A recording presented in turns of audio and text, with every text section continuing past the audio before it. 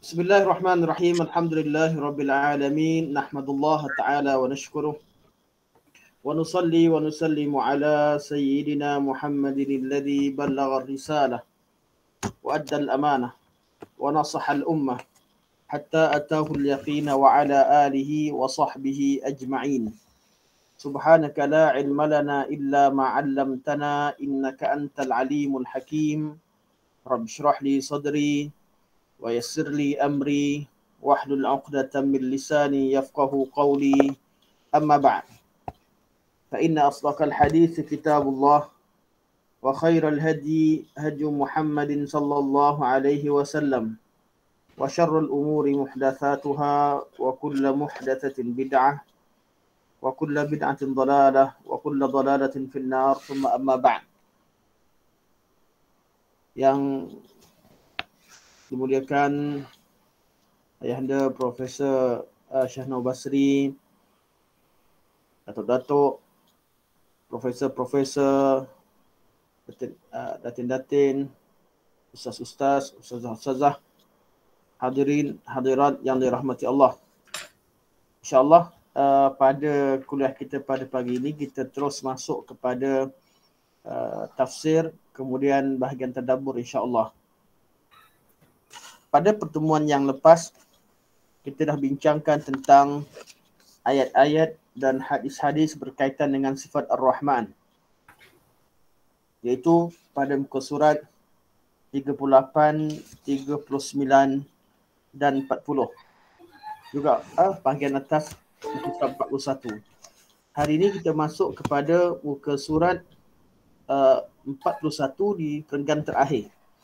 Iaitu ayat-ayat dan hadis-hadis berkaitan dengan sifat Ar-Rahim.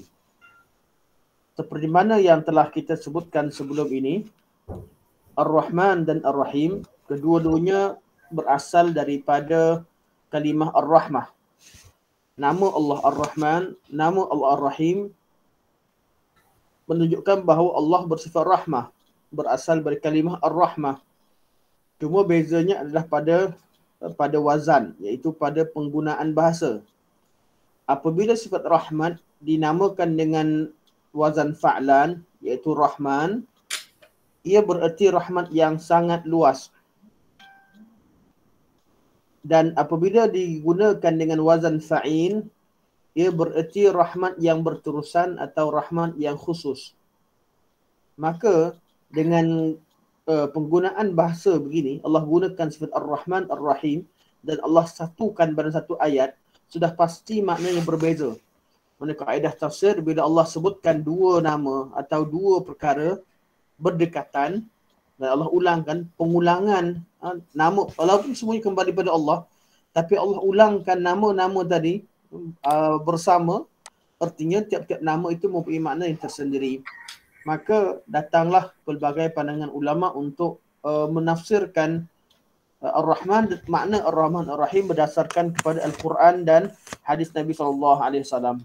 Antara tafsir yang paling terkenal yang disebutkan oleh Ustaz Idrus Bidin di sini, Ustaz Idrus Abidin, beliau mengambil kepada makna Ar-Rahman, rahmat Allah yang luas, erti luas mencakupi seluruh makhluk, termasuk manusia dan selain manusia, dan di kalangan manusia termasuk orang beriman dan tidak beriman.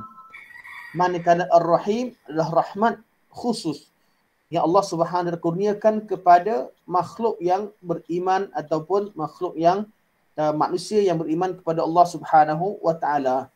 Jadi atas dasar pandangan ini kita akan teruskan bacaan kita, kerana ada pandangan yang lain sebenarnya. Ar-Rahman adalah rahmat Allah, rahmat Allah yang dimiliki oleh Allah Subhanahu wa taala, rahmat yang sangat luas. Ar-Rahim adalah rahmat yang dilempahkan kepada makhluk. Dan Allah berikan pada makhluk itu sifat rahmat yang Allah berikan yang sampai pada makhluk, namanya Ar-Rahim. Ini adalah salah satu tafsiran, cuma kita sekarang berjalan pada tafsiran pertama. Dan semuanya ada dalil, semuanya berdalil, dan itu adalah salah satu daripada bentuk cara menafsirkan makna Ar-Rahman dan Ar-Rahim. Cuma sekarang kita fokus kepada makna Ar-Rahman, rahmat yang luas. Kita dah bincangkan bahawa rahmat Allah yang luas yang kita bicarakan pada pertemuan yang lepas ketika Allah suruh kita perhatikan burung yang terbang dan sebagainya. Dan Allah sebut Ar-Rahman kerana apa? Hasil daripada tadabbur terhadap perkara ini dia akan melahirkan manfaat dunia dan akhirat. Siapa sahaja yang bagi siapa sahaja yang memerhatikannya. Okey. Sekarang ni kita masuk kepada muka surat 41. Terkait dengan sifat Rahim, berkata Ustaz Idrus Abidin, pengarang kitab tafsir surah Al-Fatihah ini, hafizahullah, beliau berkata terkait dengan sifat Rahim, iaitu sifat Allah Ar-Rahim. Allah terkait dengan sifat Rahim Allah terhadap orang beriman, Allah memberikan taufik kepada mereka. Ini pertama sekali. Apakah bentuk rahmat Allah yang Allah hanya berikan kepada orang beriman? Pertama, Allah berikan taufik kepada mereka, sehingga mereka merasakan nilai keimanan dan amal soleh. Antara taufik yang utama Allah berikan kepada orang beriman, mereka tahu bahawa nilai sebenar terhadap masa dan keberadaan kita di atas muka bumi ini adalah kita beribadah kepada Allah Subhanahu Wa Taala. Allah beri taufik pada kita untuk kenal nilai sebenar, cara untuk menilai. Sebab ada orang ni dia nilai macam-macam. Dia tengok, kalau kita buat, saya selalu buat dengan pelajar-pelajar, tak start lagi kuliah saya saja tanya. Kalau budak-budak lah kita tanya, Barak, apakah pengalaman yang paling manis ataupun pengalaman yang paling berharga dalam hidup awak? Budak-budak pun ceritalah, ada yang cerita pergi Langkawi. Ni kalau kelas-kelas dengan remaja dan sebagainya. Ya. Ada yang kata cerita ke Langkawi, ada cerita pergi ke Maldives, ada orang yang cerita tentang macam-macam cerita pengalaman yang paling berharga. Okay. Hampir tidak ada orang cerita tentang dapat bangun qiyamul lail dengan keadaan khusyuk, menangis di hadapan Allah. Walaupun sebenarnya mungkinlah berkemungkinan benda tu malu nak sebut. Tapi kita nak cerita tentang hakikatnya, kadang-kadang kita pun tak terfikir. Pengalaman kita yang paling manis, yang paling berharga sepatutnya pada apa? Pada ketika Allah berikan taufik pada kita untuk beribadah kepada Allah. Dan inilah dia konsep suratul Asri. Wal Asri, demi masa. Masa kita secara keseluruhannya, masa ini tempat berlakunya segala peristiwa dan segala usaha. Sebab Al-Asri artinya masa, Al-Asri juga arti perahan. Kita minum asir tu air jus buah tu. Yes. Al-Asri perahan itu waktu kita bekerja. Jadi masa yang kita bekerja berusaha sungguh-sungguh ni, Allah kata kerja kita ni akan jadi sia-sia. Innal insana lafi khusrin. Sesungguhnya insan itu berada dalam kerugian. Allah bagi masa, Allah bagi modal dan kita bekerja. Kita tak akan duduk diam. Tiap-tiap waktu mesti kita tanya, Prof tengah buat apa tu? Mesti tengah buat apa? Tak ada kata tak ada buat apa. Contoh contohlah kalau saya jumpa anak Prof, jumpa dengan Khairi. Ayah tengah buat apa? Mesti tanya. Ayah kat mana? Sebab masa itu mesti mesti bergerak, mesti ada sesuatu yang kita lakukan. Segala perbuatan itu berada dalam kerugian illa alladhina amanu wa amilus salihat wa tawasaw bil haqqi wa tawasaw bis sabr. Yang tak rugi hanya 4 ni. Orang-orang yang tuntut ilmu, daripada ilmunya melahirkan iman. Orang yang beriman, daripada imannya tadi melahirkan amal. Orang yang beriman dan beramal kemudian akhirnya melahirkan berpesan-pesan pada kebenaran ataupun dakwah, dan orang yang bersabar di atas segala usaha dalam kebaikan tadi. Usaha dalam tuntut ilmu, usaha dalam beriman dan juga beramal soleh, usaha dalam menyampaikan dakwah dan sebagainya. Jadi, kalaulah 4 formula ini tidak dijadikan sebagai asas cara fikir kita, kalau Allah tak ajar kita, kita pun sama. Kalau Allah tak ajarkan kita benda ni, kita rasa terlalu down bila nampak orang lain lebih kaya daripada kita. Okey, kita masih pergi masjid, tengah pergi masjid tengok rumah besar tepi jalan. Yang tak pernah ke masjid. Jadi kita rasa, dia dapat besar. Tapi bila Allah berikan hidayah, kata, tak apalah. Semoga Allah bagi hidayah pada dia. Yang penting, lebih utama, rumah besar, rumah kecil Allah kasih. Itu kerja Allah. tapi kerja aku, Allah bagi aku masih lagi pergi masjid, masih lagi solat, masih lagi pergi majlis ilmu, masih lagi suka pada perkara-perkara yang dalam agama yang Allah perintahkan agama. Ini taufik. Jadi taufik benda ni tak semua orang faham. Tak semua orang faham, tak semua orang nilai. Jadi taufik yang pertama, rahmat Allah yang pertama, benda ni sangat bermanfaat di hari akhirat, sangat bermanfaat untuk kehidupan sebenar kita. Tapi tak semua orang faham, Allah hanya bagi kepada orang mukminin. Sebab itulah taufik yang paling besar sekali dalam bab ini lah beragama Islam lah. Agama Islam, memilih agama Islam. Jadi taufik pertama kata Ustaz, Allah memberikan taufik kepada mereka sehingga mereka merasakan nilai keimanan dan amal soleh. Baru nampak beriman, beramal soleh itu berharga. Kalau orang tak kenal, dia kutuk lagi orang beramal. Alah, belagak baca Quran, alah belagak ini, belagak begitu. Dia tak faham sebab dia faham tak kenal pun nilai amal iman dan amal soleh. Okey, ini pertama. Kalau nak letakkan nombor pun okey, kalau bagi siapa yang nak mencatat. Hal ini tidak dimiliki oleh orang-orang kafir. Dalam beberapa ayat dijelaskan tentang kasih sayang Allah kepada orang beriman. Wa kana bil mu'minina rahima. A'udzubillahi minasyaitonir rajim. Wa kana bil mu'minina rahima. Ayat ini kita dah pernah syarahkan, jadi kita terus masuk pada keterangannya.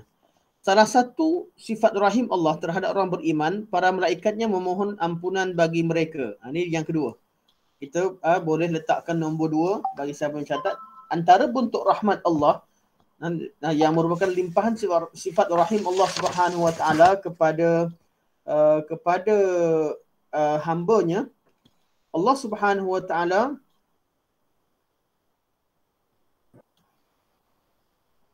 menugaskan atau memberikan tugas kepada malaikat untuk memohon keampunan terhadap orang-orang beriman. Allah Subhanahu Wa Taala berikan rahmat kepada orang mukminin dengan Allah Subhanahu Wa Taala memerintahkan malaikat untuk memohon ampunan bagi mereka dengan berdalilkan firman Allah Subhanahu Wa Taala, "Huwallazi yusalli 'alaikum wa malaikatuhu." Dialah Allah Subhanahu Wa Taala yang berselawat kepada kalian, ke atas kalian. Bila kata Allah yusalli alaikum, berselawat artinya Allah menurunkan rahmat. Atau Allah memuji kamu di sisi malaikatnya. Allah merahmati atau Allah memuji kita di sisi malaikat. Wa malaikatuhu, dan malaikat-malaikat memohonkan keampunan atau malaikat-malaikat turut memuji. Berdasarkan kepada makna selawat. Okey, apakah kesan daripada Allah puji kita atau Allah beri rahmat?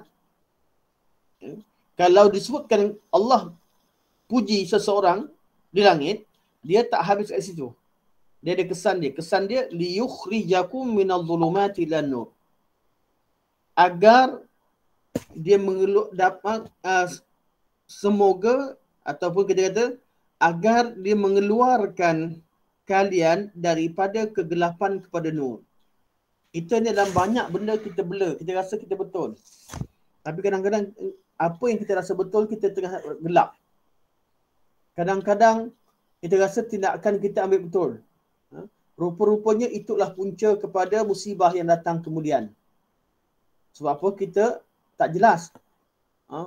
Tinggi mana sekalipun ilmu kita, kita tetap manusia yang lemah. Jadi Allah lah yang memberi panduan pada kita. Kadang-kadang kita pukul anak kita rasa kat sini dah betul. Kadang-kadang kita biarkan anak kita tak denda dia, kita tak halang dia, kita rasa itulah betul. Hakikatnya itu tindakan seorang bapa, seorang ibu memberikan kebenaran anak untuk pergi kepada satu program, kita rasa tindakan yang betul, rupanya program yang ubah dia daripada orang beriman kepada liberal, program dia yang temukan seseorang dengan ditemu dengan teman hidup ataupun jatuh hati dengan orang yang merosakkan agama dia atau jumpa kawan yang buruk. Sebaliknya begitu juga. Kita tak tahu. Sebab tu dalam bab ini Allah bimbing kita. Itu dalam bab mengambil keputusan. Apatah lagi dalam bab agama. Ada orang yang nampak benda sesat sebagai benda betul, yang benda betul sebagai salah, memusuhi orang beriman. Ini semua kesan daripada tidak dibimbing oleh Allah Subhanahu Wa Taala. Mesti ada sebab sebelumnya. Bukan Allah yang jadikan seorang sesat, tapi sebab dia tolak kebenaran, sebab dia tak nak dengar, tak nak rujuk kepada Al-Quran, sebab tak nak rujuk kepada Al-Quran dan Sunnah, sebab tak suka dekat orang beriman. Semua perkara berkaitan dengan urusan kita, bila kata Allah biarkan, bukan bererti Allah jadikan kita sesat. Tidak. Semua kesesatan timbul daripada pilihan kita yang pertama. Betul Allah, orang yang diberikan hidayah, Allah akan tambahkan hidayah. Orang yang pilih jalan sesat, kalau dia tak kembali, dia akan terus sesat. Hatta orang kata syaitan. Syaitan ada pilihan, tak ada pilihan. Ada tak syaitan yang syaitan ni dia dicipta dalam keadaan dia, syaitan ni dia ada pilihan, tak ada pilihan? Boleh tak syaitan jadi baik? Soalannya. Syaitan tak akan jadi baik. Sebab syaitan tu erti makhluk yang jahat. Tapi kalau syaitan yang tak balik semula, yang kita kata dia tak kembali, hanyalah iblis. Bos yang first. Manakala jin-jin yang tolong dia boleh bertaubat. Tentera-tentera dia, jin yang masuk ke badan orang buat sihir, yang mereka masih ada pilihan. Allah hanya denda siapa? Iblis yang asal. Jadi iblis ni, dia ada tentera-tentera di kalangan syaitan, di kalangan jin. Yang jin yang jahat yang sebagai syaitan. Manusia juga, yang syaitan, yang jahat, juga boleh bertaubat. Pilihan dia. Iblis pun, adakah dia tak ada pilihan? Tak. Dia yang minta, dia yang tak nak sujud dengan perintah Allah. Dia yang minta supaya dikekalkan, dan tujuan dia dikekalkan adalah untuk sesatkan manusia, dan dia minta jumpa Allah. Dia permintaan dia. Semua yang kita buat dalam bab agama ni, bab hukum syarak, kita yang memulakan. Namun ada orang tak nak langsung duduk majlis ilmu, tak nak belajar, sombong, kemudian dia pergi buka buku, buka laman web, bukalah mana-mana. Saya ada seorang kenalan ni, memang baru lagi mengenali agama, tapi soalan-soalan dia semua soalan-soalan daripada musuh Islam. Saya kata, dia baca kat mana ni semua ni? Kita bukan tak nak jawab. Tapi orang yang belum lagi pandai baca Quran yang kita tahu, sebab saya pun tahulah tahap kita duduk ni. Baca Quran dan sebutan bahasa, sebutan Al-Quran jauh. Memang Eropah punya sebutan. Kemudian, bila soalan ditanyakan, semua soalan tu kita tahu, soalan musuh Islam. Dia kata, saya dah kaji lama dah benda ni. Saya setiap hari kaji benda ni. Ya, macam mana? Cara tu salah. Jadi kalau orang tak dekat dengan Al-Quran, kemudian dia sibuk tengok, pergi kepada cara yang bukan cara yang Allah Subhanahu Wa Taala tunjukkan, sebab tu orang tu akan jadi makin pening. Tapi bagi orang yang Allah SWT berikan rahmat, Allah tunjukkan jalan bagi dia. Dekat dengan ahli ilmu, dekat dengan Al-Quran, tahu cari sumber yang betul. Satu persatu Allah bimbing dia. Jadi kesan daripada Allah SWT, kita buat satu benda yang baik, Allah puji kita. Kesannya Allah bimbing kita, Allah keluarkan kita daripada zulumati ilan nur, daripada kegelapan kepada cahaya. Dan Allah kata, kalau Allah bimbing kita daripada dunia gelap kepada dunia cahaya, itu tandanya Allah kata, wa kana bil mu'minina rahima. Dan sesungguhnya Allah itu bersifat rahim terhadap orang mukminin. Jadi orang yang dibimbing oleh Allah Subhanahu Wa Taala, mereka mendapat limpahan sifat rahim. Itu makna ar-rahim. Begitu juga malaikat. Orang yang mendapat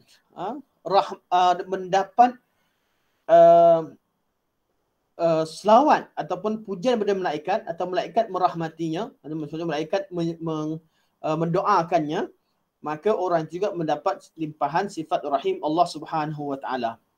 Okey, satu perkara yang cantik juga untuk kita bincangkan. Apa kerja malaikat terhadap orang beriman ni? Apa yang malaikat buat terhadap orang beriman? Ini sangat penting. Ustaz kat sini bawakan satu contoh je. Contoh iaitu malaikat memohonkan keampunan. Dan contoh yusalli alaikum wa malaikatuhu ditafsirkan dengan memohon keampunan. Sebenarnya kerja malaikat terhadap orang beriman, Allah dah jadikan malaikat ni sebagai wali kepada orang beriman selain Allah Subhanahu Wa Taala. Pertama, tugas malaikat orang beriman, malaikat Allah tugaskan untuk mencintai orang beriman. Tugas malaikat yang pertama, malaikat malaikat-malaikat di langit, Allah Subhanahu Wa Taala ciptakan mereka ni satu sekali sebagai rahmat untuk beriman. Orang beriman ni ada ramai fans. Ramai yang mencintai, ramai yang sayang pada mereka. Sebelum cari ahli bumi sayang kepada kita, okay, kalau kita buat sesuatu, kita bersifat dengan sifat iman, malaikatlah ada makhluk pertama yang sayang pada kita. Kenapa? Sebab Allah dalam hadis Abu Hurairah radhiyallahu anhu yang diriwayatkan dalam muttafaqun alaih, hadis yang terkenal, Allah Nabi bersabda, "Innallaha tabaraka wa ta'ala idza ahabba 'abdan nada Jibril." Bila Allah sayang pada seorang hamba, Allah panggil Jibril. Allah kata, "Innallaha qad ahabba fulanan fa ahibbah." Sesungguhnya Allah Subhanahu wa taala cinta pada si fulan. Cinta kepada si fulan yang bernama Abdullah, yang bernama Muhammad, yang bernama Umar. Okay. Allah sebut si fulan. Bila kita buat baik ni, bila kita buat kebaikan, ikhlas kepada Allah, Allah sayang saja kita, Allah akan beritahu pada malaikat Jibril. Bila Allah sayang pada hambanya, Allah akan beritahu bahawa si fulan itu aku sayang pada dia. Dan apa yang berlaku? Fayuhibbuhu Jibril. Maka orang tu pun Jibril sayang. Jadi pertama sekali Allah beritahu, dan yang kedua Allah beritahu pada Jibril, kemudian Jibril sayang. Kemudian apa Jibril buat? Tsumma yunadi Jibrilu fis sama. Kemudian Jibril mengisytiharkan, berteriak di langit atau mengisytiharkan, "Innallaha qad ahabba fulanan fa ahibbuh." Sesungguhnya Allah Subhanahu wa taala telah mencintai si fulan bernama sekian. Fulan bernama Syahnur, fulan bernama Hisham, fulan bernama Zainal, fulan bernama Aminah, fulan bernama semua nama-nama yang bila sayang, semoga Allah jadikan kita di kalangan orang-orang begini. Allah beritahu pada Jibril, dan Jibril isytiharkan kepada malaikat-malaikat. Semua malaikat tahu siapa yang Allah sayang, malaikat tahu. Kalau orang belum tentu. Orang ni nampak siapa pakai serban, dia kata, "Oh, ni dah Tok Syekh ni dah orang masya-Allah, dia waliullah." Belum tentu tekaan manusia. Tapi malaikat Allah jadikan mereka, Allah bila Allah sayang pada fulan bin fulan, Allah akan isytiharkan kepada Jibril, Jibril isytiharkan pada malaikat, dan apa Jibril kata, kemudian Nabi kata, "Fayuhibbuhu ahlus sama." Fulan ini akan dicintai oleh makhluk-makhluk yang berada di langit, itu oleh seluruh malaikat. Wa yudha'u lahul qabulu fil ard, dan kemudian dicampakkan dalam hati manusia untuk sayang dan suka kepada dia. Mana qabul, dia diterima oleh masyarakat bumi. Jadi macam mana kita nak supaya orang di bumi ni sayang pada kita? Bukanlah itu yang kita kejarkan. First sekali, buat sesuatu biar Allah sayang pada kita. Pasti Jibril akan sayang. Bila Jibril akan sayang, Jibril akan beritahu pada semua malaikat, malaikat semua sayang, dan ketika itulah barulah manusia terima kita dengan disebabkan oleh apa? Dengan perintah Allah. Tapi ada orang yang kejar cinta manusia tidak melalui proses ini. Tak kejar cinta Allah, dia minta manusia puji. Ketahuilah apa yang ada pada manusia itu tidak kekal. Yang puji kita hari ini, benci pada kita besok. Yang berkawan pada hari ini, bermusuh pada hari besok. Yang bermusuh hari ini, manusia ni tak tentu. Tak jelas. Tak jelas sifatnya. Sebab tu, tugas malaikat yang pertama, Allah tugaskan pada mereka adalah untuk mencintai orang-orang yang beriman. Tugas yang kedua, inilah tugas yang kedua, iaitu malaikat ditugaskan untuk beristighfar dan mendoakan orang yang beriman. Ayat yang kita baca sekarang, huwallazi yusalli alaikum wa malaikatu, surah Al-Ahzab. Okey. Ini tugas yang kedua. Dan malaikat beristighfar. Okey, bolehkah kita buat aktiviti sikit? Kita tanya sikit. Siapa tahu amalan-amalan yang menyebabkan malaikat istighfar pada kita? Berdasarkan dalil, bukan teka-tekaan, minta maaf. Kadang-kadang kita teka-teka memang berdasarkan kepada dalil. Semua kebaikan malaikat akan doakan kebaikan, tapi kita nak pada dalil secara khusus. menunjukkan bahawa amalan itu ada keistimewaan lebih daripada amalan yang lain. Amalan apakah yang diredai oleh Allah Subhanahu Wa Taala sehingga Allah Subhanahu Wa Taala perintahkan malaikat untuk beristighfar kepada orang-orang yang melakukan amalan itu. Yang ada dalil kata siapa buat benda tu malaikat akan istighfarkan.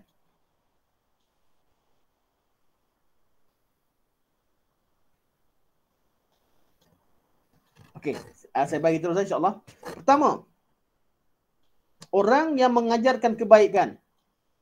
Ini jadi apa?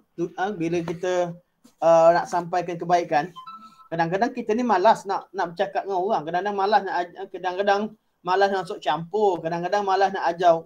Orang kata belagak, pandai sebagainya. Jadi fikirkan perkataan manusia, kadang-kadang kita malas. Tapi bila fikirkan balik perkataan Allah Subhanahu Wa Taala, fikir balik apa yang Nabi sallallahu alaihi wasallam sampaikan, kita akan jadi semangat untuk sampaikan kebenaran. Nabi bersabda, "Innallaha wa malaikatahu hatta an-namlatu fi juhriha wa hatta al-hutu fil bahri la yusalluna ala muallimin nasil khair." Kata Nabi sallallahu alaihi wasallam, sesungguhnya Allah dan malaikat-malaikatnya, sehingga semut-semut yang berada di sarangnya, sehingga ikan-ikan yang berada di lautan, mereka berselawat, iaitu memohon keampunan kepada orang-orang yang mengajar manusia kebaikan. Ini pertama. Yang kedua, amalan yang kedua ialah orang-orang yang datang masjid sembahyang, yang solat dalam masjid. Dalam hadis Nabi dia kata, innal malaikata tusalli 'ala alladhi ya'ti fil innal malaikata tusalli 'ala alladhi ya'ti al-masjid lis-salah. Sesungguhnya malaikat berselawat kepada orang yang datang masjid dengan tujuan untuk solat. Bukan tujuan curi tabung. Tujuan untuk solat. Bukan tujuan untuk cari undian. Kadang-kadang ada orang datang masjid dengan tujuan lain. Ada orang tujuan nak minta bantuan. Benda ni semua. Benda yang ada asbab. Siapa yang baik orang akan sayang, siapa usaha akan dapat, ya. Tapi yang malaikat berselawat pada mereka ialah orang-orang yang datang ke masjid, ya'til masjid lis-salah, datang masjid untuk solat. Fataqul, apa malaikat kata? Allahumma salli alaih, ya Allah ya Tuhanku, selawatkan, berikan rahmat kepadanya. Allahumma selawat artinya Allah puji mereka, pujilah dia ya Allah. Allahumma rahamhu, ya Allah rahmatilah ya Allah. Selagi apa? Selagi dia tidak Nabi kata malam yu'dhi fi walam yuhdithu fi. Selagi dia tidak menyakiti sesiapa dan selagi dia tidak berhadas atau membatal wuduk. Jadi dikekal dalam keadaan datang untuk solat atau berwuduk, masuk masjid. Jadi tunggu dalam masjid, datang untuk solat masjid. Selagi sebelum batal wuduk, kalau batal wuduk, dua masjid itu keluar, wuduk balik, masuk semula solat. Ini antara amalan yang menyebabkan malaikat berselawat ataupun memohon ampunan. Yang ketiga, orang yang berada di saf depan atau berada di saf pertama. Saf pertama itu paling depan lah.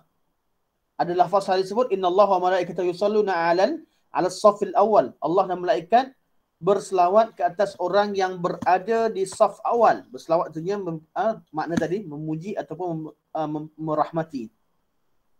Dan ada dalam lafaz Tirmizi disebutkan, innallaha wa malaikatahu yusalluna 'ala as-saffil mutaqaddim, atau sebut mutaqaddim atau mutaqaddam, dua-dua boleh. Sesungguhnya Allah Subhanahu Wa Taala dan malaikatnya berselawat ke atas orang-orang yang berada di bahagian saf depan. Ini saya malulah. Saya sebut saya selalu kat saf belakang. Satu sifat. Belum lagi mampu nak berlomba dengan pakcik-pakcik yang lebih awal ke masjid kita ni. Dengan azan baru pergi. Pakcik-pakcik ramai yang pergi sebelum azan. Jadi mereka ni faham erti saf awal.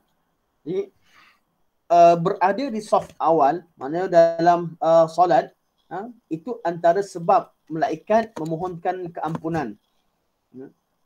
Keempat, malaikat ditugaskan untuk berselawat atau beristighfar, mohon keampunan kepada orang yang tinggal di tempat solat dia lepas solat. Mana lepas solat dia tak bangun dulu, dia duduk duduk istighfar, baca wirid dan sebagainya.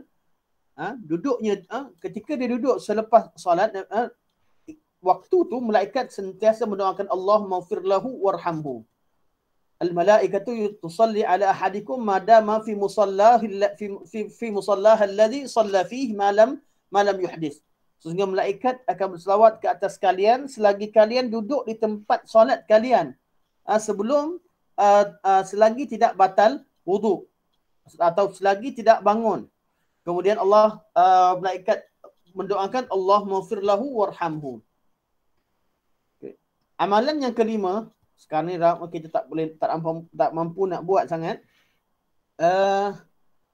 Rapatkan saf atau orang yang mencelah untuk rapatkan saf. Kadang-kadang kita nampak orang sembahyang jarak-jarak, kita pun masuk tengah. Ataupun orang yang merapatkan saf, duduk jauh sangat, kita rapat. Ada orang tak suka, orang rapat dia elak lagi. Dia nak selesa. Orang yang merapatkan saf, mana dekatkan diri, bukan janganlah sampai tolak dia, sampaikan pijak kaki dia, itu dah menyusahkan orang.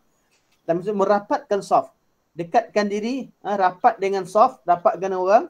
Bila kita mana orang-orang, Nabi kata innallaha wa malaikatahu yusalluna 'alal ladzina yusalluna as-sufuf wa sadda furjatan rafa'ahu Allah biha darajah. Orang yang solat dalam keadaan saf yang lurus, kemudian dia rapatkan saf, Allah akan angkat darajat baginya. Ini antara bab-bab hadis fadail. Sebahagian daripada sebahagian hadis ini hadis yang kebanyakan yang sahih, yang saya sebut sahih lah. Ada yang hadis yang dhaif yang naik kepada hasan li ghairi. Amalan yang seterusnya, amalan orang yang bersahur. Ini semua kita tahulah, innallaha wa malaikatahu yusalluna 'alal mutasahhirin. Allah Subhanahu wa taala dan malaikat-malaikatnya berselawat kepada orang yang sahur. Sahur untuk berpuasa. Amalan yang antara amalan yang lain,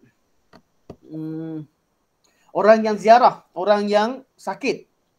Orang ziarah orang yang sakit. Ma min ibri muslim ya'udu musliman illa bta'athallahu 70,000 malak yusalluna alaihi fi ayyi sa'atin nahar kan hatta yumsi wa ayyi sa'atil lail kan hatta yusbih. Ini disebutkan oleh sebahagian ulama menyebutkan tentang fadail amal dan amalan-amalan, beberapa amalan yang lain. Ini yang ada. Okey, mana dah berapa tadi? Okey, inilah antara amalan-amalan malaikat berselawat kepada orang beriman. Jadi tugas malaikat pertama untuk cinta orang beriman. Yang kedua, untuk mendoakan pengampunan kepada orang beriman sekiranya mereka melakukan amalan-amalan yang Allah Subhanahu Wa sebutkan atau Nabi Sallallahu Alaihi Wasallam sebutkan. Jadi amalan yang disebutkan itu amalan yang jelas sahih, ada banyak. Sebahagian daripada amalan yang lain diharapkan fadilatnya dari bab fadail. Yang penting amalan itu amalan yang jelas sabit dalam sunnah Nabi Sallallahu Alaihi Wasallam. Yang ketiga, apa yang tugas orang malaikat kepada orang beriman, antara salah satu bentuk sifat rahim Allah kepada orang beriman adalah Allah tugaskan malaikat untuk mengaminkan doa orang beriman. Mana Nabi kata da'watul mar'i mustajabah li akhihi bi dhahril ghaib. Doa seorang kepada saudaranya di belakang dia, bukan doa kat depan, doa kat belakang. Kawan kita pun tak tahu. Kita doakan kebaikan untuk kawan kita bi dhahril ghaib, ketika di belakang dia. Doa itu doa yang mustajab. Lepas tu kat hujung tu Allah Nabi beritahu bahawa malaikat kata kul faqala amin walaka bimithli. Malaikat berkata amin. Apa yang kita doakan kepada kawan kita di bahagian ketika dia tidak bersama kita, malaikat yang doakan. Dia tak dengar, tapi malaikat tahu. Malaikat kata amin walaka bimithli. Amin, dan kami doakan yang sama. Jadi kalau kita doakan kepada kawan kita, malaikat aminkan. Kemudian malaikat doakan doa itu kepada kita. Jadi kita doa pada kawan kita, malaikat doa untuk kita. Ini antara tugas malaikat. Sebab tu tugas malaikat juga untuk mengaminkan segala perkataan orang beriman. Sampaikan Nabi kata dalam hadis Ummu Salamah, Nabi kata, la tad'u ala anfusikum illa bi khair. Jangan kamu sebut benda-benda terhadap diri kamu kecuali benda yang baik. Fa innal malaikata yu'minuna ala ma taqulun. Malaikat akan mengaminkan apa yang kalian katakan. Jadi kalau marah anak ke, marah sangat, geram sangat, janganlah keluarkan budak bodoh. Bodoh betul lah kau ni. Janganlah. Kesian. Perkataan orang mukmin ini, perkataan kita akan diaminkan oleh malaikat. Jadi carilah perkataan-perkataan yang baik. Sebab tu disunatkan untuk diletakkan nama-nama yang baik. Semoga dengan panggilan tersebut menjadi doa untuk kebaikan. Tugas malaikat yang lain adalah untuk beristighfar kepada orang beriman dengan erti kata betul-betul minta ampunkan dosa. Tadi kita ertikan sifat selawat, berselawat dengan makna erti kata rahmat atau minta pengampunan secara umum. Ini ada riwayat sebut memang malaikat wa yastaghfiruna lillazina amanu. Surah Ghafir, saya tak ayat penuh. Allazina yahmiluna al-'arsya wa man hawlahu yusabbihuna bihamdi rabbihim wa yu'minuna bihi wa yastaghfiruna lillazina amanu.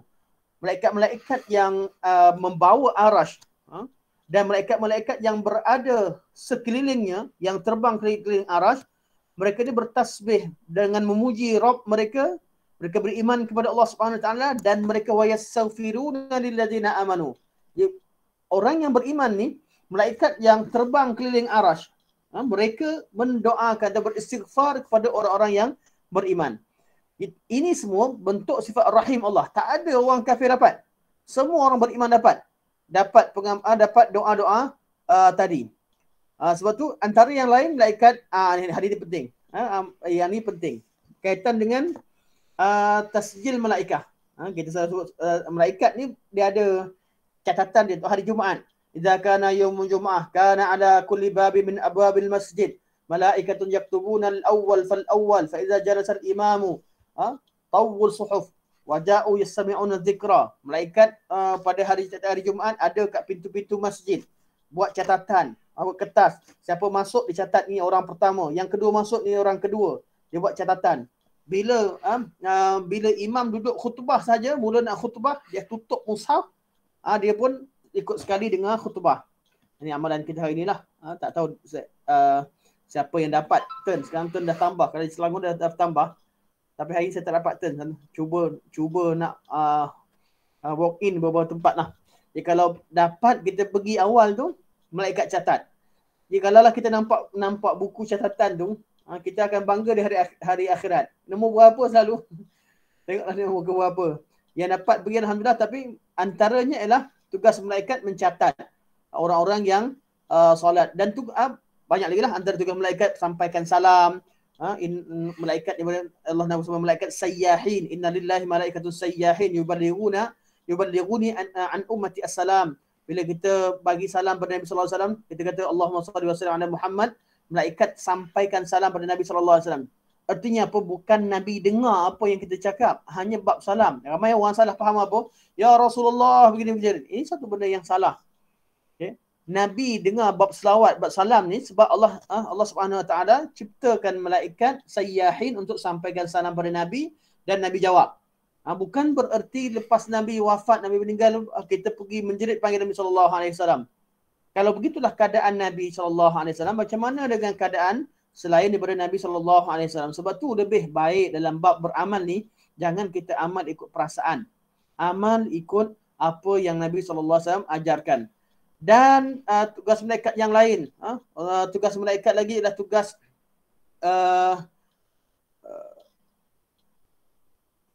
apa saya tadi nak sebut tadi saya lupa.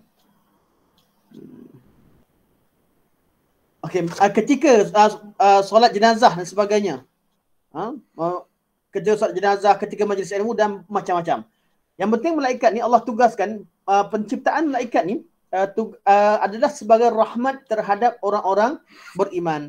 Itu juga antara sifat limpahan sifat rahmat. Sebab tu bila Allah cerita tentang malaikat, Allah sebut ke hujung, Allah kata wa kana bil mu'minina rahima. Wa kana bil mu'minina rahima. Allah SWT bersawab pada kita dan juga malaikat-malaikat, sehingga kita dikeluarkan daripada kegelapan hingga ke kegelapan kepada nur, dan Allah itu bersifat rahim kepada orang-orang yang beriman. Itu yang kedua. Pertama, Allah berikan kita tahu nilai taufik. Allah beri taufik untuk kita tahu bahawa nilai sebenar nilai iman. Yang kedua, kita didoakan oleh malaikat untuk mendapat didoakan oleh malaikat-malaikat Allah Subhanahu Wa Taala, sifat rahim. Yang ketiga, kata Ustaz, bentuk lain dari sifat rahim Allah terhadap kaum beriman adalah ampunan yang sentiasa tercurah kepada mereka. Artinya Allah Subhanahu Wa Taala mengampunkan mereka. Nama Allah At-Tawwab berkaitan dengan yang Maha menerima taubat. Al-Ghaffar, Al-Ghafur, Ghafiriz Dzamb, Al-Afu, Innaka afuwun tuhibbul afa fa'fu anna. Nama-nama ni semuanya menunjukkan bahawa Allah Subhanahu Wa Taala berikan taufik pada orang beriman. Bila mereka buat salah sekalipun, mereka perlu kembali pada Allah dan Allah akan mengampunkan dosa mereka. Antara ayat yang dibawa oleh Ustaz, saya bawakan ayat Allah berfirman, laqad taballahu 'alan nabiyyi wal muhajirin wal ansar alladzina ittaba'uhu fi sa'atil usrah min ba'di ma kada yazighu qulubu fariqin minhum thumma taba 'alaihim innahu bihim raufur rahim. Ini ayat berkaitan dengan apa? Berkaitan dengan ketika Nabi SAW ajak sahabat, Nabi seru sahabat-sahabat untuk pergi ke Tabuk dan peperangan Tabuk. Waktu berlaku perang Tabuk ni, waktu betul-betul kurma tengah masak. Kurma tengah masak, betul-betul waktu nak tuai. Ya, selama kurma ni setahun dia tunggu. Dia orang jaga, dia orang sebagainya. Sampai masa nak tuai, masa tu dah kena pergi perang Tabuk. Pergi berapa lama? Bukan dekat. Pergi jauh ke Tabuk. Tabuk balik sebelum. Jadi masa yang lama menyebabkan ramai yang terasa berat. Sebab apa? Sebab dah setahun dah tunggu. Nak tunggu untuk kurma ni berbuah. Masa kurma berbuah dan orang Arab yang bergantung pada kurma. Orang Arab zaman tu, bukan macam zaman sekarang. Arab zaman sekarang macam-macam dia makan. Arab zaman tu itulah makanan mereka. Tapi waktu itulah Allah perintahkan mereka pergi. Dahlah begitu. Pergi dalam keadaan belum sempat tuai. Keadaan mereka susah dan waktu sebelum tu adanya pelbagai jenis ujian. Yang Allah namakan sebagai sa'atul usrah. Tapi orang-orang yang muhajirin dan ansar di kalangan sahabat-sahabat Nabi yang ketika itu berjuang untuk kekal bersama untuk mentaati Allah Subhanahu Wa Taala, Allah kata Allah telah mengampunkan mereka. Allah telah mengampunkan Nabi, muhajirin dan ansar yang mengikuti Nabi SAW ketika waktu susah. Ketika waktu mereka sedang kesusahan. Dan ini antara bentuk rahmat Allah. Allah Subhanahu Wa Taala menerima taubat. Allah Subhanahu Wa Taala mengampunkan dosa-dosa. Kenapa disebutkan? Sebab bab ini ramai yang rasa berat. Allah ampunkan bila mereka ikut. Malah lepas balik tinggal ada 3 orang yang tak ikut perang dalam tak sekalipun Allah berikan taubat pada mereka setelah jelas mereka betul-betul bertaubat kepada Allah Subhanahu Wa Taala. Orang munafik balik dia bagi alasan. Tak ada apa-apa. Munafik ni tidak ada penilai sisi Allah Subhanahu Wa Taala. Jadi mereka bagi alasan apa sekalipun, tak ada ayat, tak ada perintah untuk hukum mereka. Berbeza pada sahabat 3 orang yang Allah Subhanahu perintahkan supaya jangan bercakap dengan mereka, sehingga mereka ikatkan badan mereka di masjid minta bertaubat kepada Allah Subhanahu Taala, hanya lepaskan diri waktu solat dengan pada waktu-waktu untuk keperluan asas. Ketika buang air kemudian ikatkan diri lagi di masjid, minta ampun istighfar kepada Allah Subhanahu. Ini orang beriman. Jadi orang beriman ni mereka mengharapkan taubat daripada Allah Subhanahu Wa Taala.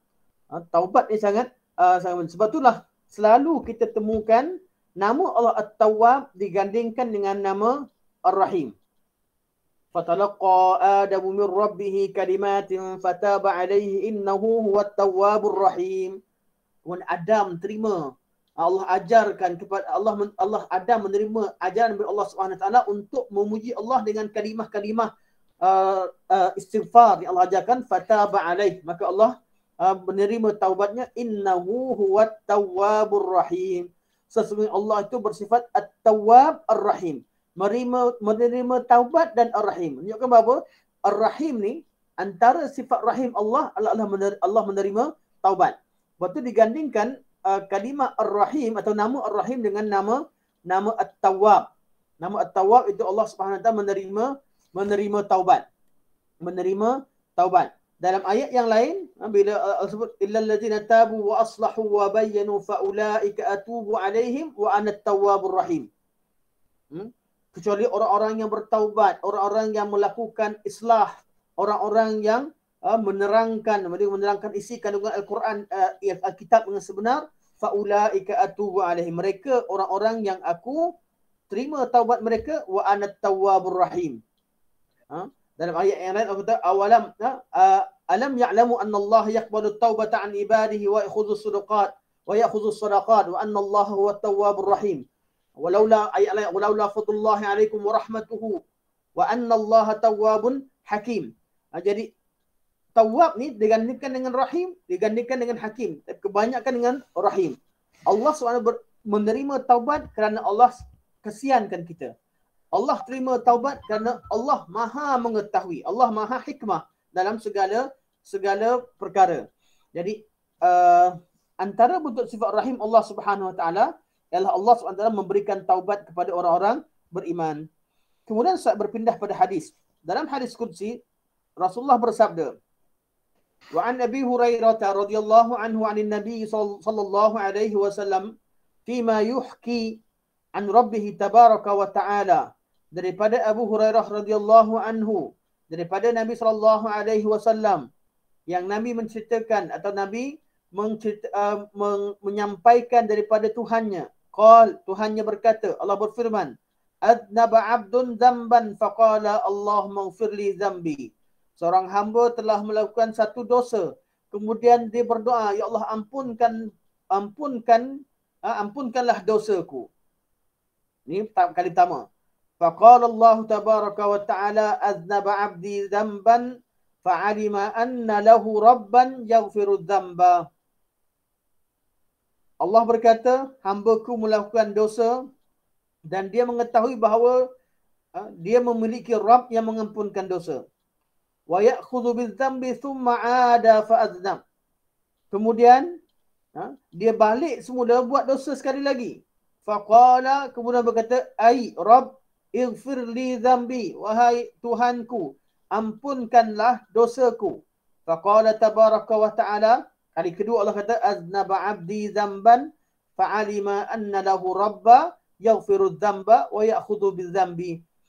Seorang hamba buat dosa, diulang balik buat dosa, kemudian dia berkata, Allah, ya Allah, ampunkan aku. Allah kata, seorang hamba buat dosa, dia tahu dia ada Tuhan yang mengampunkan dosa dan Tuhan yang mengambil kesalahan daripada dosa.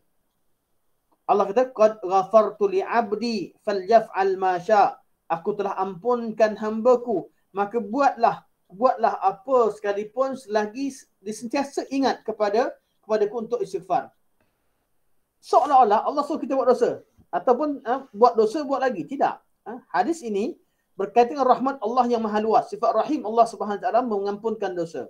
Bila sebut dosa, jangan pula kita salah tafsir. Alah, buat dosa lah, nanti malam kita taubat, besok buat lagi taubat. Jangan salah faham macam tu. Bila sebut kata istighfar atau minta ampun, mesti cukup syarat taubat. Mesti cukup syarat. Artinya, seseorang itu bila bertaubat, dia menyesal di atas perbuatan dia.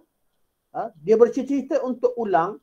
Dia benci untuk kembali kepada dosa. Namun atas kelemahan manusia ni, kadang-kadang kita balik semula secara tak mampu kita kawal. Kita buat dosa yang kita telah bertaubat kepada Allah. Kalau begitu keadaannya, kita buat dosa dalam keadaan kita jahil dan tidak mampu tahan hawa nafsu pada setengah keadaan. Kemudian kita bertaubat dengan sesungguh-sungguhnya sehingga taubat yang Allah terima berlaku lagi, Allah akan ampunkan. Bukan orang yang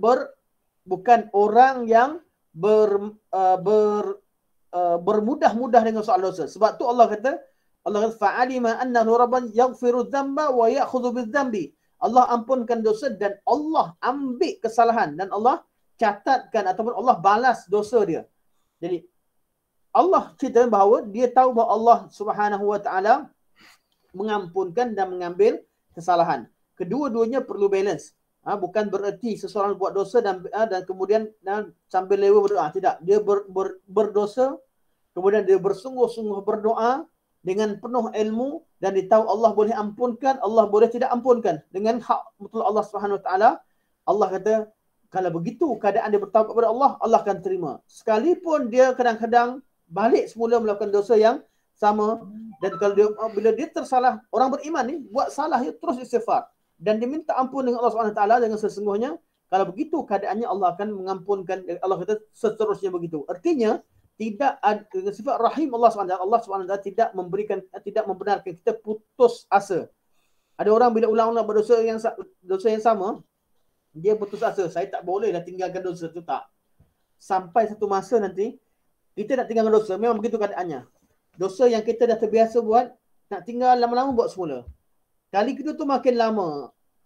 Sampai pada tahap kita benci pada dosa. Sampai pada tahap kita benci untuk kembali pada dosa. Masa itu adalah kita telah mencapai nafsu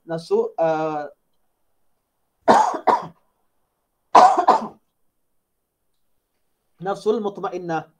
Jadi daripada nafsul ammarah yang buat dosa tak rasa berdosa, buat dosa bertaubat, nafsul lawamah yang sentiasa mencela diri, buat dosa minta ampun dengan Allah, sampai pada level ketiga bila kita sampai nafsul lawamah sentiasa buat kita buat dosa, taubat, lama-lama balik semula, taubat lagi. Sampai pada satu masa nanti kalau kita sentiasa bermujahadah, Allah akan berikan kita nafsul mutmainnah, kita tenang dengan perintah Allah Subhanahu Wa Taala.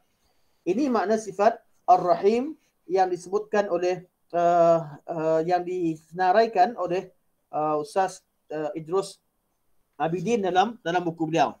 Sebenarnya perbincangan sifat ni panjang, cuma kita berpadalah dengan apa yang disebutkan oleh Ustaz dan ciri-ciri yang tambahan, apa yang saya mampu syarahkan tambah, tuan ini tambah. Yang penting bila kita faham Ar-Rahman, rahmat Allah yang luas kepada semua, Ar-Rahim, rahmat Allah kepada orang beriman, dan bentuk-bentuk sifat rahim Allah kepada makhluknya.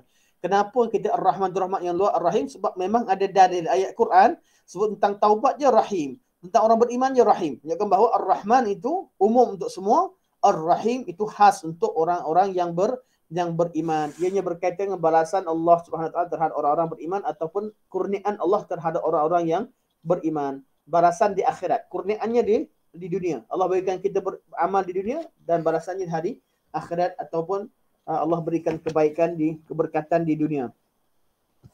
Okey. Ini berkaitan dengan tafsir sampai sini saja. Kita masuk kepada seterusnya. Aktiviti kita seterusnya adalah berkaitan dengan tadabbur.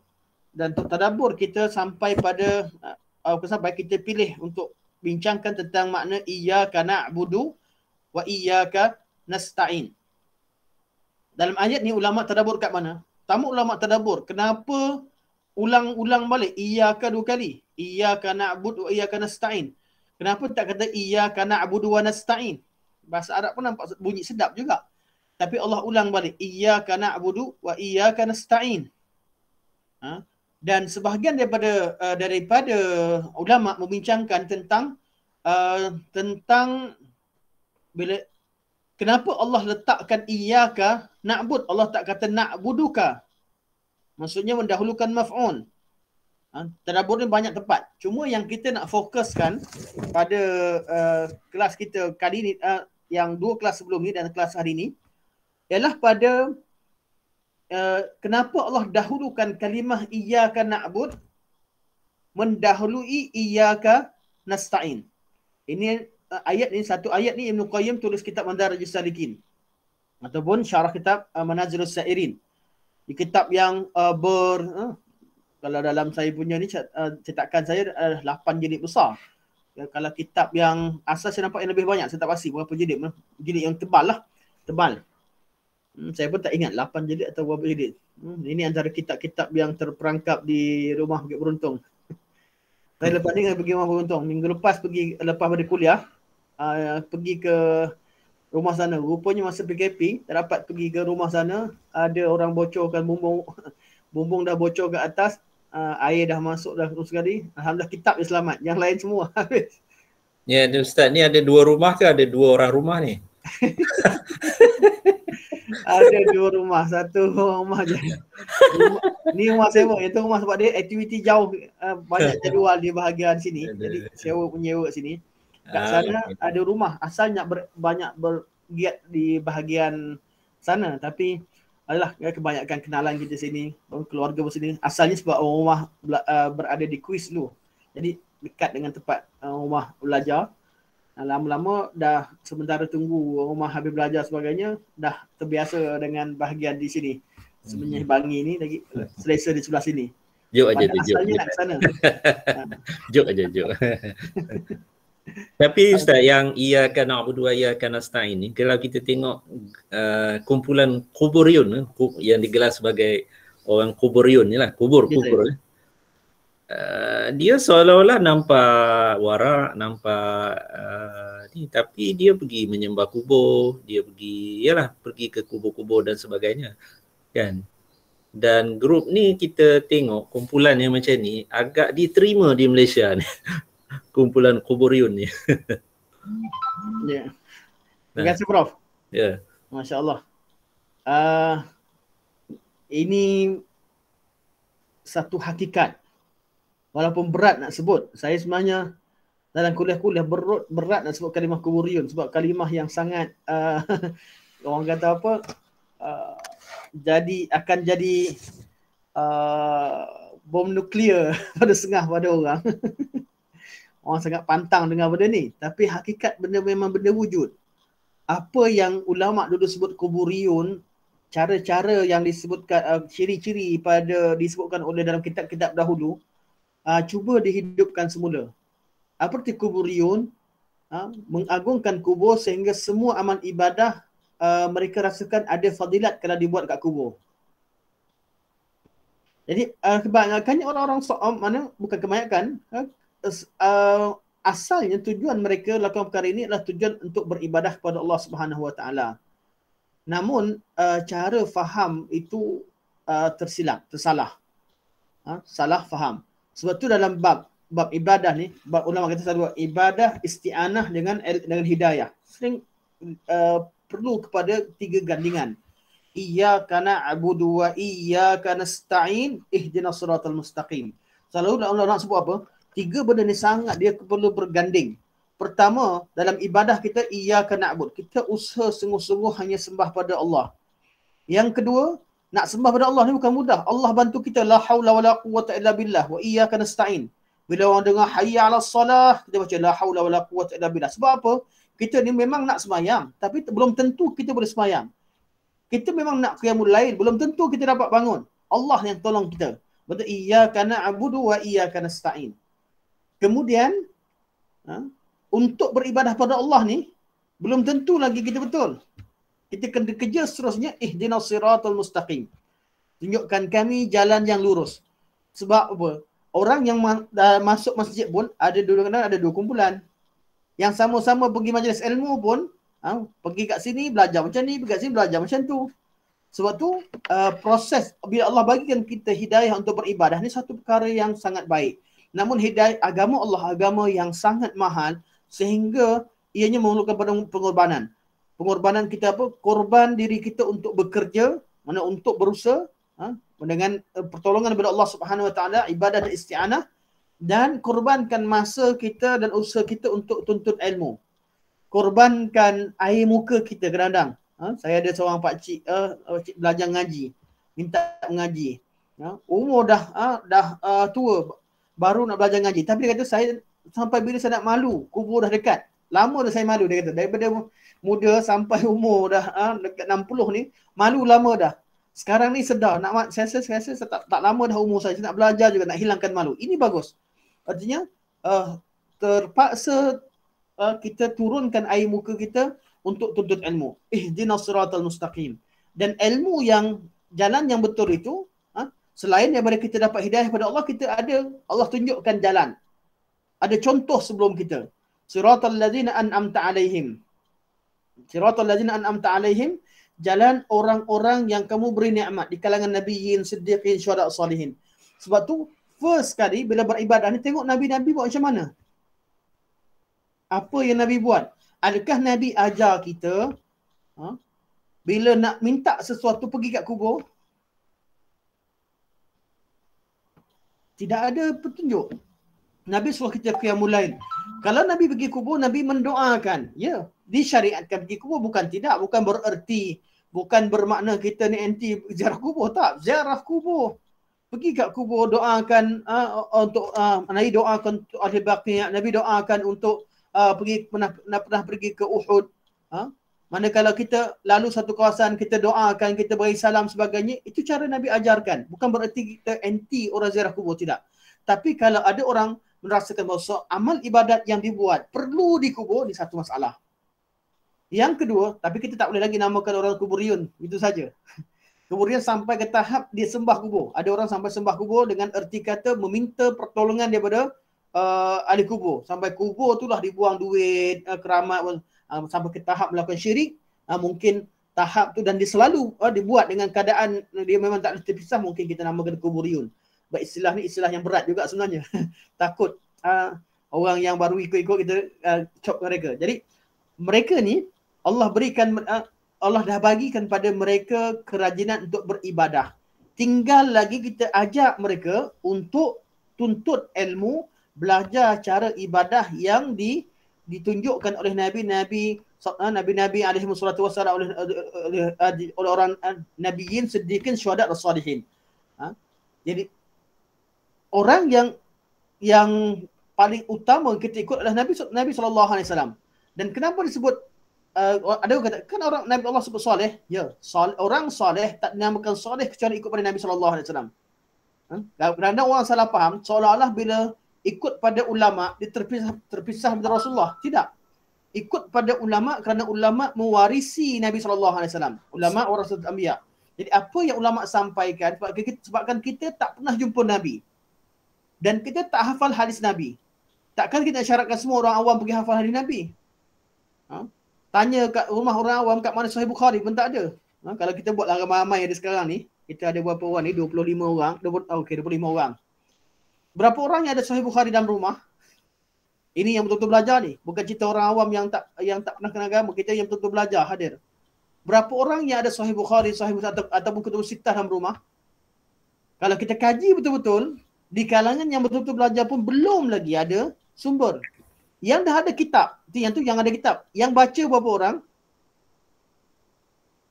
Yang tahu isi kandungan berapa bab, yang tahu nak rujuk, kita akan jumpa makin sikit. Sebab tu kita perlukan pada ulama untuk menerangkan pada kita. Perlukan kepada orang-orang yang telah mengkaji. Mereka inilah ulama-ulama mazhab, ulama-ulama menceritakan. Mereka lah menceritakan kita tentang ajaran Islam.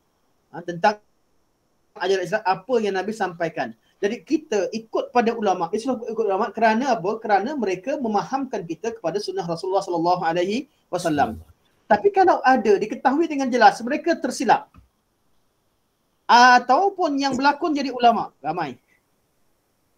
Sebab tu dibezakan. Kita buat ulama ni, siapa saja cerita buat ulama akan dibezakan. Satu antara ulama dengan dia kata at-tafriq bainal ulama wa mushtabahihim. Bezakan antara ulama dengan orang-orang yang berpura-pura macam mereka. Ulama yang betul-betul ulama, dan yang kedua ialah ulama yang pertama golongan muta'allim yang baru belajar. Ala-ala kita lah, ala-ala saya semua sekali ni. Bukan ulama, orang alim. Cuma baca buku satu bab, faham satu bab, sampaikan. Baca satu bab, faham betul-betul, sampaikan dengan kadar terhad. Kita bukan ulama. Ulama mereka memahami agama umum, usul, furu' dalam agama. Mereka faham secara istimbat sebagainya. Kita tak sampai ke tahap macam tu. Jadi yang ustaz-ustaz kita kebanyakannya adalah yang belajar. Jadi tahap beza-beza lah orang belajar dengan orang yang tak belajar. Cuma ulama mereka mau ikutkan imam-imam yang ada semua sekali. Kita tahu mereka ulama. Jadi nak ikut ulama jelas. Disyariatkan ikut ulama, ulil amri. Tapi ulama itu kita kena pastikan bahawa dia tak tersalah. Mereka orang yang baik, orang yang alim. Bila berlakunya perbezaan pandangan, kita boleh kaji masalah tu.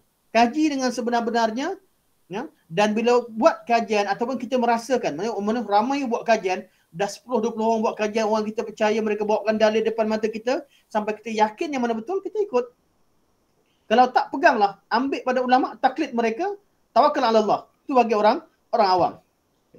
Yang jadi masalah kat mana? Orang awam, dia bukan taklid ulama, dia taklid buta. Kita tanya balik, contoh pergi kat kubur, pergi minta dengan nama wali sekian-sekian ni, siapa ajar, ulama mana ajar? Dia mengamuk. Mana ada ulama ajar? Bawalah ke mana sekali pun. Dibawakan, maka adalah orang yang cuba disebahkan kepada fulan-fulan. Kalau ulama kata sekalipun, kita tengok betul atau salah. Perlu pada debat tersebut. Kalau tak dikatakan, kalau memang tak ada, artinya perkara itu perkara yang tidak wujud. Jadi masalah yang ada dalam apa yang Prof sebut ni, dia betul. Kenapa mereka diterima? Ya, orang kita sangat suka kepada hai'ah.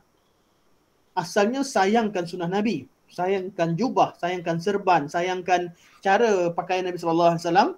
Sehingga kadang-kadang kita suka kepada bab-bab berkaitan syama'il ni, kadang-kadang kita lupa bab syara'i'.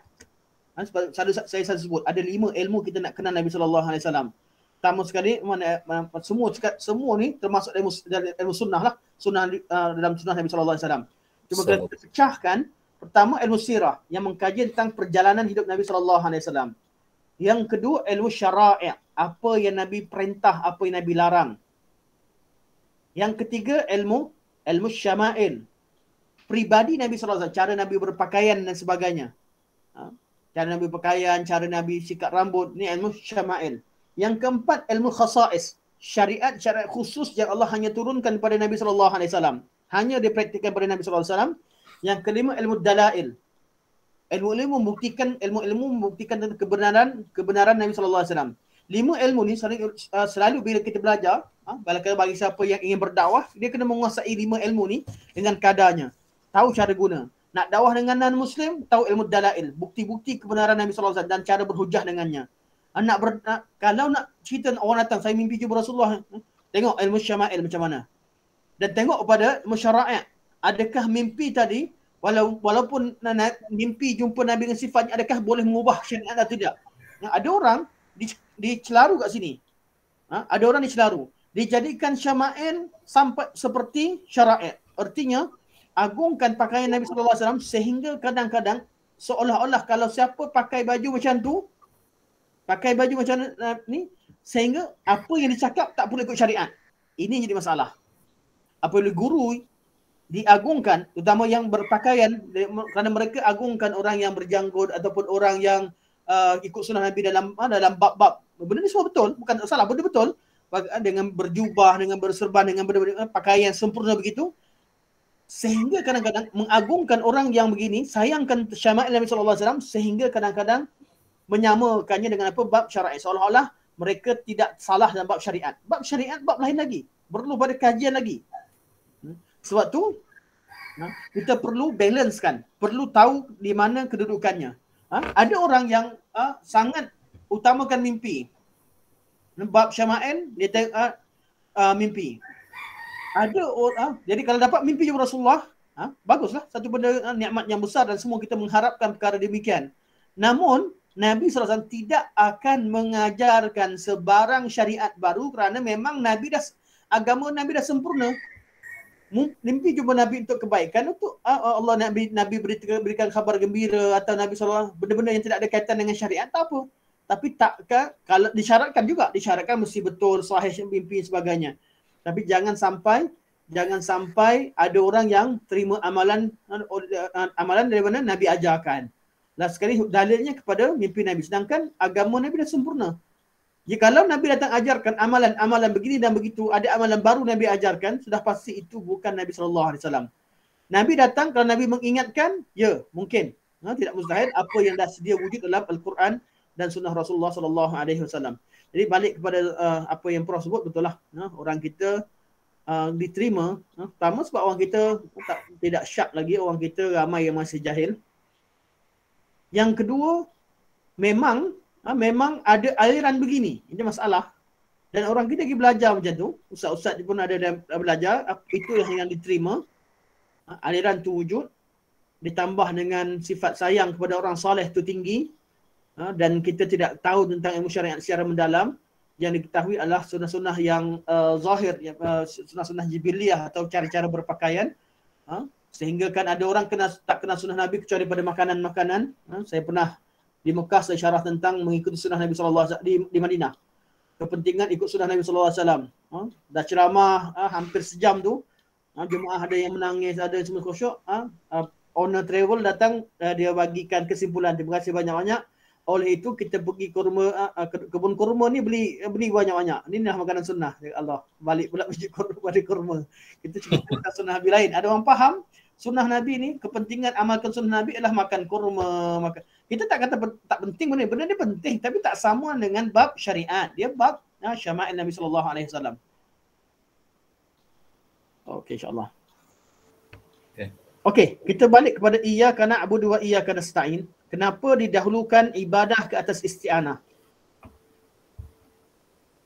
Pada minggu lepas, saya sebut ada empat perkara. Saya sempat tengok video kejap tadi. Okay.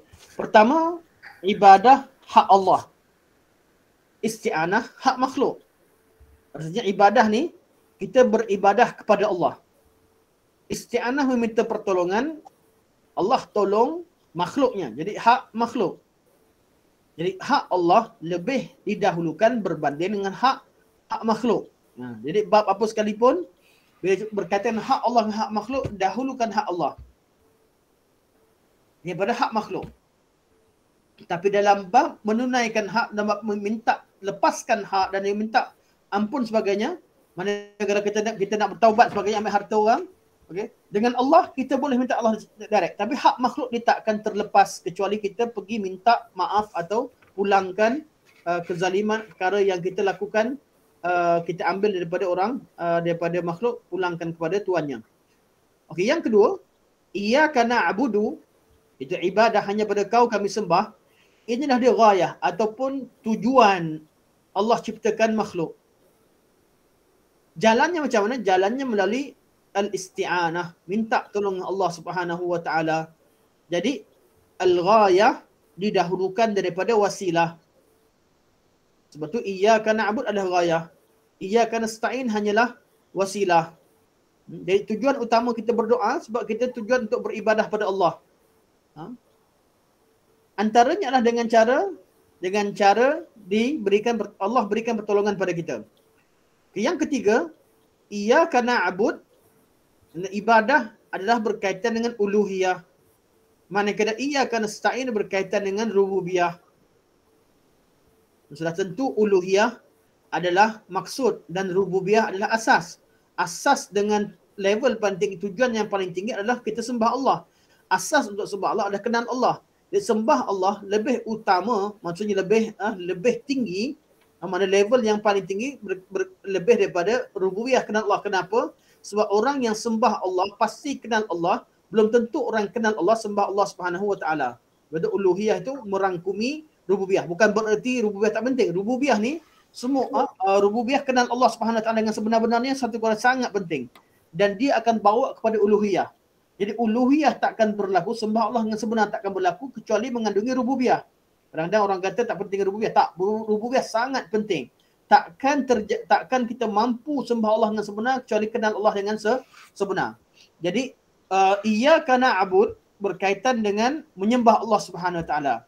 Iyyaka nasta'in, kenapa minta dengan Allah? Sebab kita kenal Allah Subhanahu, Allah yang menolong kita, Allah yang memberi. Sebab rububiyah. Dan yang keempat, iyyaka na'bud adalah amanah. Iyyaka nasta'in adalah balasan. Jadi, kalau kita nak bekerja, kita mesti tu fikirkan amanah dan tugas kita dulu sebelum fikir upah dan gaji. Kebanyakan bekerja, sebab tu orang tu berduga, saya jumpa ramai dia kenal yang bos-bos kata, kalau yang datang asyik tanya pasal gaji je, tugas tanya tentang tugas, tak nak jawab banyak tentang gaji je, dah masalah dia ni. Akan datang jadi masalah apa? Masalah yang dipikirkan, kalau gaji yang dipikirkan dahulu. Tapi kalau difikirkan adalah amanah, kemudian gaji diceritakan, bukan tak ada iktibar. Allah sebutkan kedua-duanya, Allah sebutkan balasan juga penting, tapi yang penting adalah amanah. Itu akan menyebabkan seseorang itu bekerja dengan lebih jelas wawasannya, dia tahu apa yang perlu buat. Dia bekerja, tugas dia bekerja mesti jelas. Tujuannya apa? Kalau kita pergi satu tempat tak ada tujuan yang jelas, tak tahu amanahnya apa, kita akan jadi pincang. Macam contoh kat universiti lah, kat universiti. Tujuan kat universiti apa? Tak malah orang universiti semua prof tak. Macam prof negara. Tujuan universiti untuk bagikan ilmu, bagi saya lah. Sekarang ni, orang awam tak tengok universiti tempat pusat ilmu. Universiti pusat cari kerja. Artinya kalau keluar universiti, walaupun alim dalam satu bidang, dia ambil bidang tu. Ambil bidang satu bidang, ambil bidang agama lah, kita ambil contoh bidang agama. Keluar tak dapat kerja, marah kat universiti. Apa kaitan universiti dengan kerja? Kerja kamu fikir sendirilah. Cari sendiri. Yang penting ilmu, universiti tempat ilmu. Sampaikan sekarang, Allah Prof lebih tahulah, ramai prof-prof kat sini. Sampai adanya universiti bersaing dalam bab apa? Dalam bab graduan dia, kalau graduan di mana-mana yang ada kerja tak ada kerja. Sampaikan macam-macam cerita lah saya dengar. Kalau universiti ni keluar, orang dia ada kat luar ambil kerja, ambil banyak-banyak pekerja kat universiti sini supaya ranking kita naik, tak ada kita punya keluaran yang tak ada kerja. Berlomba bab situ. Berlomba bab situ. Dan saya minta maaf juga kerana sini semua orang ahli akademik. Dalam satu-satu bidang, oleh kerana kejarkan, minta maaf lah, kejarkan mungkin MQA setengah pada tempat sebagainya, sehingga kita tahu bidang agama sekalipun, pelajar kita dalam 4 tahun belajar tu memang tak cukup pun. Berapa ramai graduan bahasa Arab yang tak pandai cakap Arab. Tak percaya, bawa lah. Berapa ramai graduan agama, sebab apa? Dalam bidang hanya dia belajar 30%. Yang lain semua subjek-subjek umum. Dan semua ni akan bergelar apa? Semua akan bergelar ustaz. Semua akan semua sekali akan dipandang sama oleh masyarakat. Dan tujuannya apa? Kenapa saya tanya pada kawan saya, seorang doktor yang susun saya, kenapa subjek sampai 70% bukan tak dekat dengan bidang, sedangkan bidang agama. Bidang agama pula semuanya pengenalan ini, pengenalan tu. Detail tak ada. Dia apa? Tujuannya apa? Untuk alam pekerjaan. Keluar nanti senang. Tahu komputer, keluar nanti tahu bahasa Inggeris, tahu ini. Saya kata betul lah tu. Tapi bidang tujuan asal masuk universiti bukan kerja. Asal masuk universiti, asas universiti ini diwujudkan kerana untuk untuk kita dalami ilmu tertentu. Lepas tu kalau tujuan salah, bila pelajar keluar universiti tak dapat kerja, disalahkan universiti. Nyesal aku masuk U tu. Keluaran universiti tak dapat kerja. Yang paling lebih penting sekali adalah ilmu. Sama juga kita datang ke bumi ni, tujuan kita apa? Untuk ibadah. Itu amanah. Inilah ibadah. Isti'anah, Allah tolong mana Allah SWT bagikan kita rezeki, Allah jadikan kita berpangkat, dapat kerja tak kerja, itu cerita nombor 2. Dan Allah dah jamin dah benda tu. Tapi yang penting kita perlu dahulukan, fikirkan tentang amanah kita dulu sebelum balasan, sebelum minta balasan ataupun minta bantuan Allah Subhanahu wa taala. Ini 4 perkara yang kita sebutkan pada pertemuan yang lepas. Pertemuan yang lepas, dan benda ni saya minta maaf lah, saya ulang balik sebab apa? Sebab ramai minggu lepas ramai yang minta tak hadir, terutama beberapa orang saya kenal yang saya pasti belum mengikuti hari ini. Okay, yang ke-5,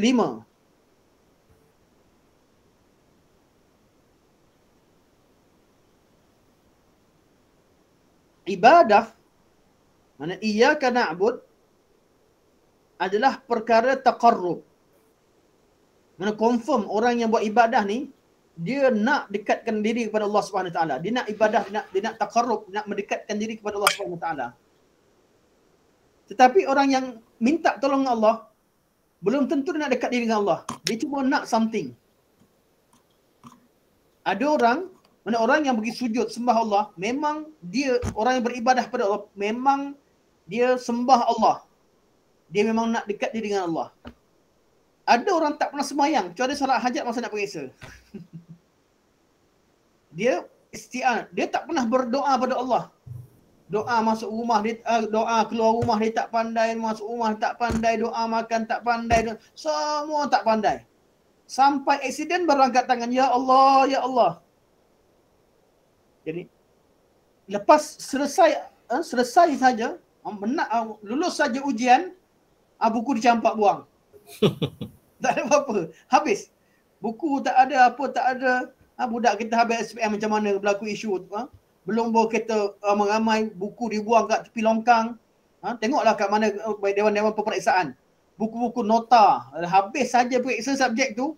Tengoklah kat tepi-tepi di bawah meja sebagainya, penuh buku nota pelajar yang dia nak lulus tu je. Dia tak ada, tak nilai ilmu tu hilang. Nilai ilmu hilang. Sebab tu bila saya bawa berkotak-kotak saya punya buku nota-nota yang pernah catat dulu, ramai kata, alah buat apa simpan benda ni? Simpan benda ni, orang dah habis periksa, dah habis semua sekalian. Tapi ya, hendaklah kita menghargai apa yang kita dapat daripada universiti, dapat daripada sekolah, mana ilmu tu. Okay. Jadi bab ibadat ini taqarrub. Ibadat taqarrub kepada Allah Subhanahu wa taala. Artinya orang yang solat, orang yang beribadat kepada Allah memang nak supaya dia dekat dengan Allah. Tapi orang yang meminta tolongan Allah belum tentu nak dekat dengan Allah. Kadang-kadang dia hanya minta untuk selesaikan masalah dia. Suatu orang kafir yang kenal Allah, ketika Allah bila mereka berada di lautan, ketika ombak datang memukul pelayaran mereka, kapal mereka, ketika itu baru mereka berdoa kepada Allah Subhanahu Wa Taala. Orang beriman, dia tak tunggu kapal tenggelam, tak tunggu. Memang hidup dia sentiasa bertakarrub kepada Allah Subhanahu Wa Taala. Jadi orang yang Allah mendahulukan ibadah kerana ibadah adalah memiliki sifat takarrub secara mutlak, manakala isti'anah tidak semestinya akan mentakarrubkan seseorang kepada Allah Subhanahu wa taala. Dan yang keenam, kita ambil ni last insya-Allah pukul 10 dah. Ibadah adalah isti'anah adalah meminta hajat. Sebab untuk hajat tertunai adalah dengan ibadah. Sababul ijabah. Sebab ijabah adalah dengan beribadah. Hajat tertunai dengan kita beribadah pada Allah Subhanahu wa taala. Ihfazillah yahfazka. Maka Allah Subhanahu wa taala mendahulukan sababul ijabah sebelum permintaan ijabah. Kita nak minta duit dengan ayah. Budak-budak lah. Kita minta duit. Kalau masa kecil-kecil kita minta duit dengan ayah. Apa yang kita buat? Pergi, ayah. Mesti dah lembut. Duk ambil bahu lekat dengan ayah. Kadang-kadang urut dulu kat belakang. Kadang-kadang apa ayah suruh buat suruh nilaskan baru minta. Nak duit, dia jajan. Adanya kita buat asbab untuk diterima. Asbab. Menunaikan asbab, buat sababul ijabah sebelum kita meminta sesuatu. Okey, insyaAllah kita akan sambung lagi kaitan dengan ni. Kenapa dahulukan ibadah ke atas isti'anah. InsyaAllah. Tak sebab perasan soalan. Ada soalan? Okey. Dr. Hafizah tanya, Ustaz boleh terangkan konsep ibadah khusus dan ibadah umum? Okey, ibadah umum adalah urusan berkaitan dengan dunia. Berkaitan dengan dunia, kemudian kita mohon kepada Allah, kita mengharapkan daripada amalan tadi adanya redha Allah Subhanahu Wa Taala. Makan, minum kita, pekerjaan kita niatkan kerana Allah. Ini namanya ibadah umum. Ibadah khusus adalah sesuatu yang Allah ajarkan kita. Salat kita, puasa kita, haji kita. Dan ibadah khusus ialah Allah ajarkan kita cara beribadah kepada Allah dan ianya memang satu amal ibadah. Contohnya baca Al-Quranul Karim. Baca Quran adalah ibadah khusus. Apa yang kita baca perlu sesuai dengan apa yang Nabi SAW ajarkan. Dengan kaedah Quranul Karim. Cara Al-Quranul Karim. Ibadah khusus. Salat kita daripada takbir sampai salam adalah apa yang Nabi ajarkan. Puasa kita, ibadah khusus. Puasa kita, waktu kita mula puasa dan bila kita berbuka, apa yang batalkan puasa, apa yang mengurangkan pahala puasa, apa yang dalam puasaan, ini dah diajarkan, diterangkan dalam syariat. Haji kita, bila masa solat, Nabi kata, sallu kama ra'aitumuni usalli. Masa haji, Nabi kata, khuzu anni manasikakum. Ambil pada aku cara buat ibadah haji. Daripada awal di miqat, sampailah kita tahallul atau sampailah kita tawaf wada, semua sekali Nabi ajarkan.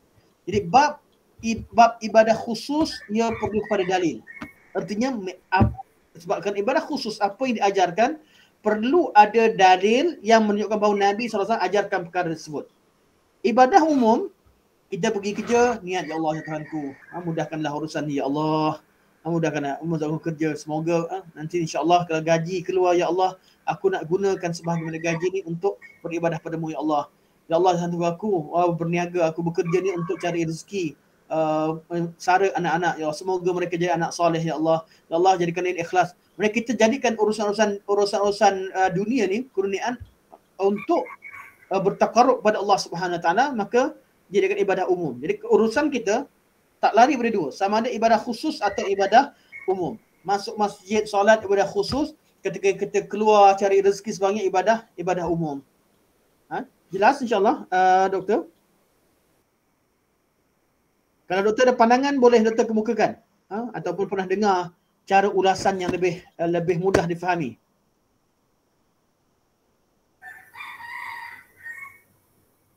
Okey. Jelaslah tu. Jelas insya-Allah. Insya-Allah. Okay. Jadi beza antara ibadah khusus ibadah umum tidak perlukan dalil. Ibadah khusus perlukan kepada dalil. Mana ibadah khusus kalau kita ajar orang buat berzikir, perlu pada dalil. Betul, ramai orang keliru bila kita kata perlukan dalil, habis naik kereta mana dalilnya? Dah lain pula. Dia tak benda yang tak ada kata, dia berkaitan dengan urusan dunia. Tapi naik kereta kadang-kadang jadi ibadah, naik kereta pergi masjid. Ibadahlah. Tapi bukan ibadah khusus, dia ada hanya wasilah, dia ibadah umum. Ibadah umum. Jadi ibadah, dan antara bab ibadah umum dan ibadah khusus dia ada kaitan. Sebahagian daripada ibadah umum yang dapat pahala hampir sama dengan ibadah khusus kerana dia wasilah kepada ibadah khusus. Sebab tu pembukaan Quran, mushaf. Kita sebenarnya muliakan Al-Quran, tapi mushaf dituliskan Al-Quran dalam mushaf. Kita jaga mushaf, kita tidak langkah. Ini salah satu daripada perkara yang dituntut. Ataupun penulisan hadis dan sebagainya. Ini sebahagian daripada perkara ibadah umum dikira sebagai ibadah kerana dia adalah wasilah secara jelas kepada amal ibadat. Itu ada perbincangan yang tersendiri. InsyaAllah. Okay. Okay, insyaAllah. Sampai sini saja. Last, kalau ada soalan tanya, Antibok ada soalan? Nama buku yang Ustaz guna tu buku apa Ustaz? Ustaz Idrus Abidin. Tafsir Surah Al-Fatihah. Siapa pengarang dia? Yang Prof tunjuk kata. Ada. Tafsir Surah Al-Fatihah. Oh. Idrus Abidin. Ada di Shopee nanti. Nanti ada. Shopee, Okey, insya-Allah beli. Tapi nampak naik harga lah. Tak apa, naik harga insya-Allah kalau ada. Naik harga. Itu 50 lebih. Sekarang jadi 70 lebih saya tengok. Oh. Grup kita je beli. Ya? Pengarang Grup kita je beli dan nak dapat 2 minggu. Prof Tariq tak dapat lagi. Dah 2 minggu dah order. Saya ada kenalan tapi sebabkan ni kalau ada kenalan dia kata nak kirim susah sekarang. Itu je masalah. Shopee Malaysia. Ya. Okey. Okey, terima kasih Ustaz. Sama-sama insya-Allah. Jadi insya-Allah tak ada soalan, kalau tak ada soalan kita tutup insya-Allah dah pukul 10 8 minit. Minta maaf banyak-banyak sekiranya ambil masa yang lama. InsyaAllah minggu depan kita sambung balik kuliah kita. Cuma berkemungkinan terpaksa buat adjust masa sikit. Sebab sekarang dah ada kelas. Asalnya pagi Jumaat saya ada kuliah dari satu pejabat.